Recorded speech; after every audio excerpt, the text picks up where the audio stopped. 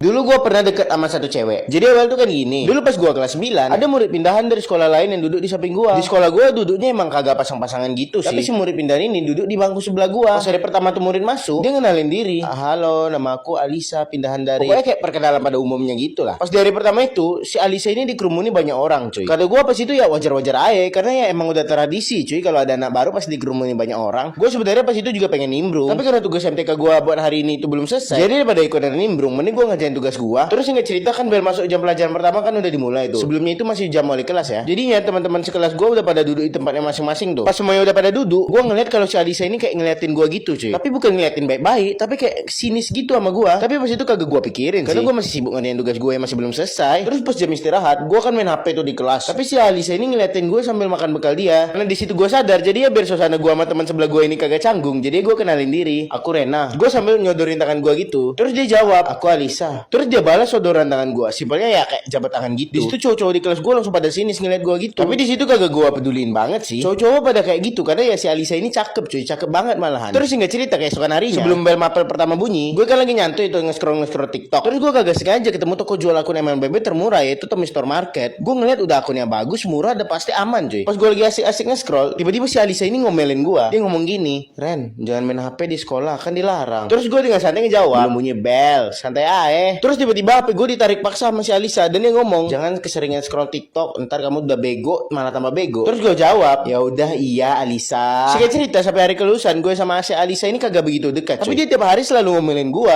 Gue juga bingung kenapa dia serese itu ke gue. Padahal gue kagak inget gue punya salah apa sama dia. Emang personal betul. Terus singkat cerita gue masuk SMA yang bisa dibilang SMA favorit. Jadi ya nggak heran kalau si Alisa juga daftar di sini. Karena si Alisa ini juara umum di SMP kemarin. Tapi nggak seperti yang gue sangka. Rupanya gue sekelas lagi sama si Alisa. Duduk ya di sebelahan pula. Pas di hari pertama sekolah itu, dia langsung ngoceh-ngoceh ke gue. Dia ngomong kayak, kok kita sesekolah, kok kita sebelahan, kok pokoknya banyak lah ya. Di hari pertama itu gue kagak bawa buku sama sekali cuy. Karena kan biasanya di hari pertama sekolah itu kan free tuh. Soalnya pas MPLS kemarin kakak OSIS bilang di hari pertama cuma pengenalan doang. Tapi kenyataannya pas di hari pertama gue malah belajar. Di situ gue bingung mau ngapain. Gue masih belum akrab sama teman sekelas gue yang lain. Jadi ya mau gak mau gue harus minta tolong sama si Alisa karena ya gue cuma kenal dia doang. Sah, boleh nggak kita berdua? Aku nggak bawa buku. Terus dia jawab, ya boleh, tapi jangan berisik ya. Gara-gara kejadian itu, gue jadi agak mengenal si Alisa ini cuy. Hasil penilaian gue, si Alisa ini orangnya ambis parah cuy. Tapi dia kagak bisa percaya sama orang lain. Contohnya beberapa minggu setelah hari pertama, kan ada tugas kelompok tuh. Dia kagak ada bagi-bagi tugas gitu cuy sama kelompoknya, tapi semuanya dia yang ngerjain sendiri. Gue bisa tahu karena ada teman gue yang sekelompok sama si Alisa ini. Terus nggak cerita, pas sekolah gue ngadain event 17-an di sekolah gue, kan ada lomba ngias kelas tuh. Awalnya teman-teman gue pada semangat cuy. Tapi lama-kelamaan kayak berkurang gitu anggotanya. Satu persatu pada pulang cuy. Pas lagi ngehiasnya itu, gue awalnya juga ikutan cabut. Pas gue udah sampai rumah, gue inget kalau botol minum gue ketinggalan di sekolah. Jadi ya mau kagak mau gue harus balik lagi ke sekolah berkagak kena omel sama mak gue. Pas gue udah sampai di sekolah itu udah sepi cuy. Yang di lapangannya cuma sisa anak-anak ekskul doang. Pas gue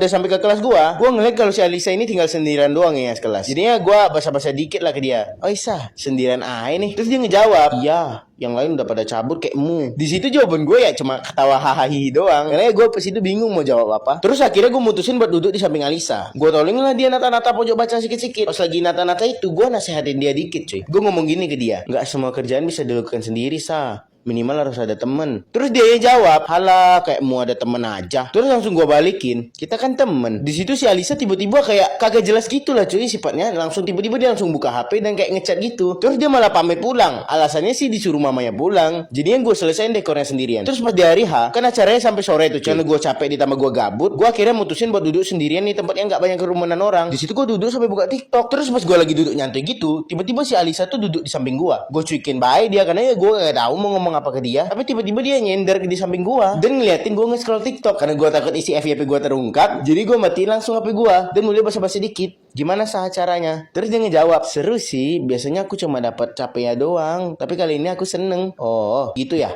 Bagus dong kalau gitu. Terus dia ngejawab, iya makasih ya nah. Ini semua karena kamu. Gue di situ cuma senyumin aja. Terus dia lanjut ngomong, nah kalau boleh tahu tipe cewek kamu tuh yang kayak gimana sih nah? Terus gue langsung ngebuka HP gue dan gue ngebuka kamera depan dan lalu gue sodori HP gue ke dia yang kayak gini Sa. Oh iya by the way cerita ini terinspirasi dari Tokidoki Bosoto.